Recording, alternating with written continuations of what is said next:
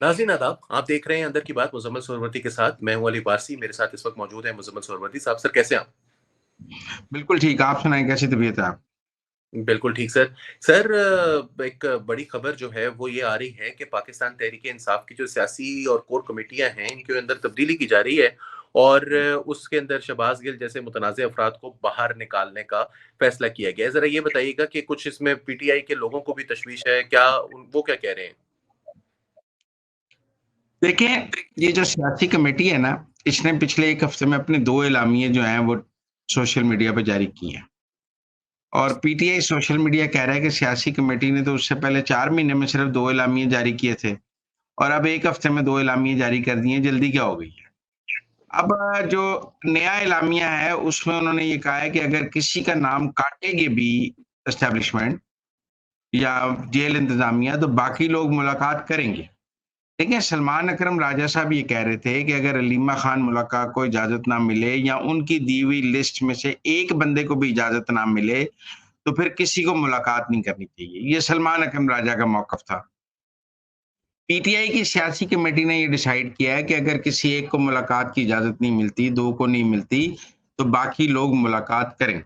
इसका मतलब सलमान अकरम राजा के इस उन्होंने मौक़िफ़ की नफ़ी कर दूसरा, पहले लिस्ट बनाने का इख्तियार सिर्फ सलमान अकरम राजा के पास था। अब उस पर भी 5 रुकनी कमेटी बना दी गई है कि वो जो है लिस्ट बनाकर जेल इंतज़ामिया को देगी। इसका मतलब है, जो कल वाली सियासी कमेटी थी जो का इजलास था कोर कमेटी का, वो सारे का सारा सलमान अकरम राजा के खिलाफ हुआ है और सलमान अकरम राजा के खिलाफ अदम एतमाद का इज़हार है। इसका मतलब है, जो सलमान अकरम राजा ने बैरिस्टर गौहर के खिलाफ बयान दिया था, बैरिस्टर गौहर ने सियासी कमेटी के ज़रिए सलमान अकरम राजा को जवाब दिया है।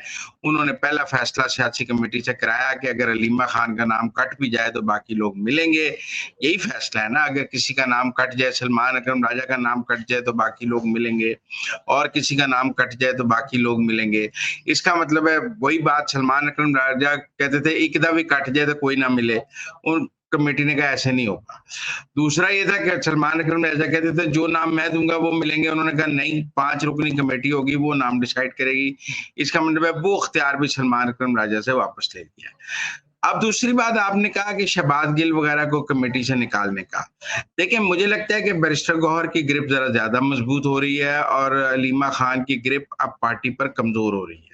क्योंकि ये जो सलमान अकरम राजा के खिलाफ फैसले में हैं, ये तो अलीमा खान को कबूल नहीं होंगे। दूसरा ये भी किया गया है कि जो एस्टेब्लिशमेंट के हवाले से, गुफ्तगू के हवाले से लोग बयान दे रहे थे, मतलब आज़म सवाती, सलमान का हर बंदा कह रहा था बात हो रही है, नहीं हो रही है। पीटीआई की सियासी कमेटी ने उसके ऊपर भी पाबंदी लगा दी है कि अब कोई बयान नहीं देगा एस्टेब्लिशमेंट से बातचीत पर। जो होगा बंद दरवाज़ों में होगा, क्योंकि बैरिस्टर गौहर की भी कोई मुलाकातें थी, तो अब वो भी एक एम्बार्गो लगा दिया गया है। अब जो पीटीआई का एंटी एस्टेब्लिशमेंट सोशल मीडिया है, जो अब सियासी कमेटी पर भी बहुत एतराज कर रहा है, उसको तो ये फैसले पसंद नहीं आए। इसीलिए हम देखते हैं कि पीटीआई का सोशल मीडिया पीटीआई की सियासी कमेटी के खिलाफ ही बयानियां बना रहा है। लिहाजा सियासी कमेटी में जो सोशल मीडिया के लोग हैं, मेरे ख्याल में उनको भी सियासी कमेटी से अब निकाला जाएगा, क्योंकि सियासी कमेटी का की और पीटीआई के सोशल मीडिया की एक लड़ाई भी नजर आ रही है।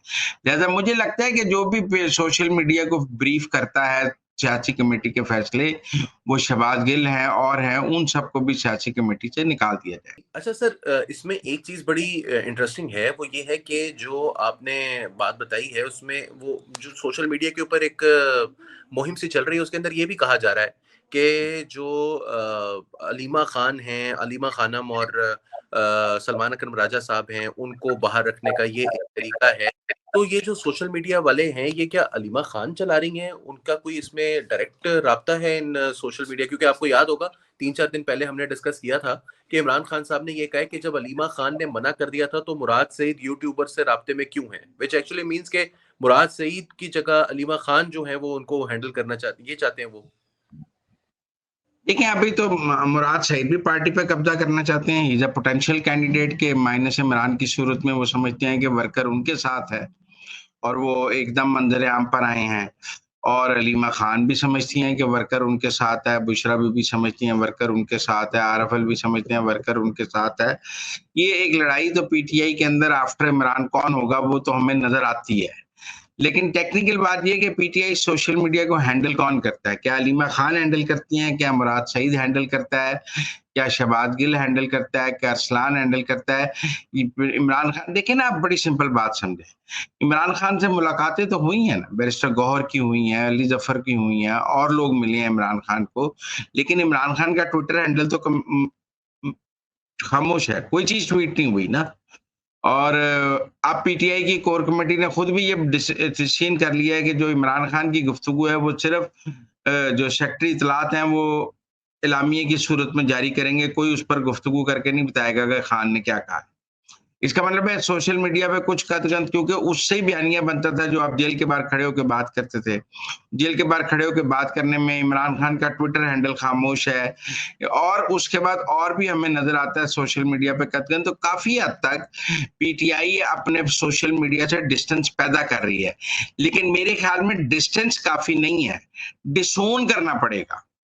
देखें, वो डिस्टेंस तो पैदा कर रही हैं, वो गैप क्रिएट कर रहे हैं। जब वो ये कह रहे हैं कि जी अब सिर्फ हमारा वजीर शेख वकास अकरम का एलामिया चलेगा, अब वो कह रहे हैं कि हम कोई एहतजाज नहीं करेंगे, एस्टेब्लिशमेंट के खिलाफ बात नहीं होगी, और पीटीआई के एलामियों में एस्टेब्लिशमेंट के खिलाफ कुछ नहीं है, इमरान खान का ट्विटर हैंडल खामोश है, लेकिन अभी सोशल मीडिया से डिस्टेंस है, डिसोन नहीं कर रहे सोशल मीडिया, आप समझे।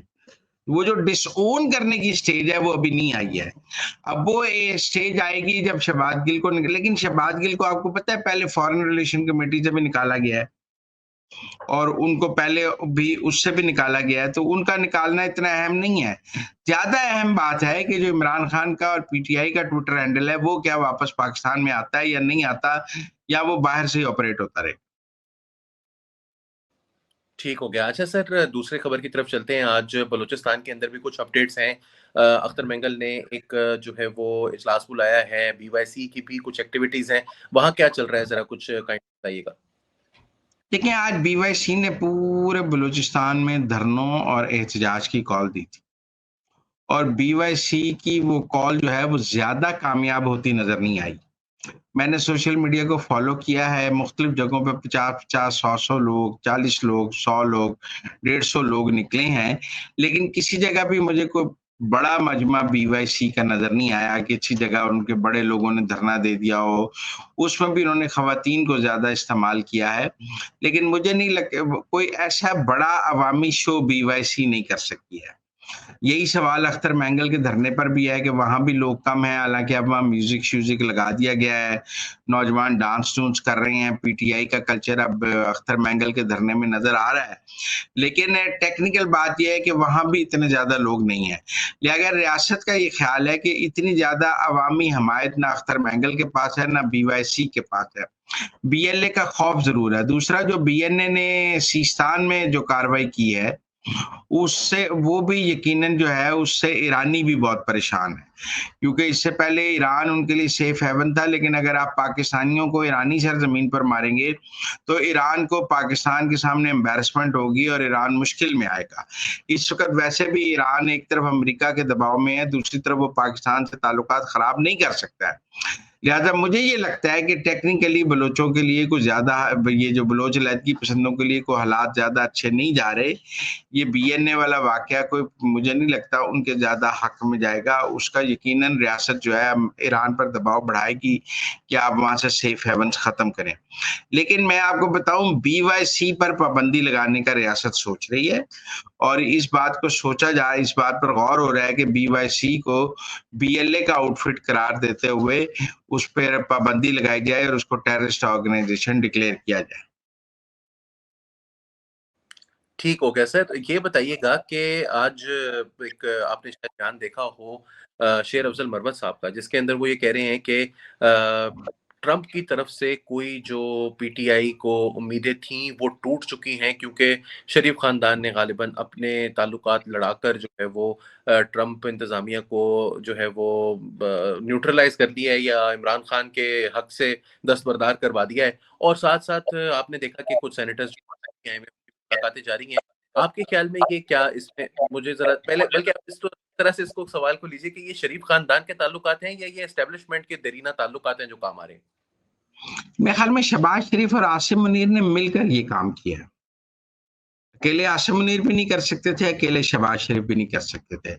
ये जो सेम पेज था एस्टेब्लिशमेंट और गवर्नमेंट का, उसने बहुत मदद की है अमेरिका नई इंतजामिया के साथ ताल्लुकात को ठीक करने में।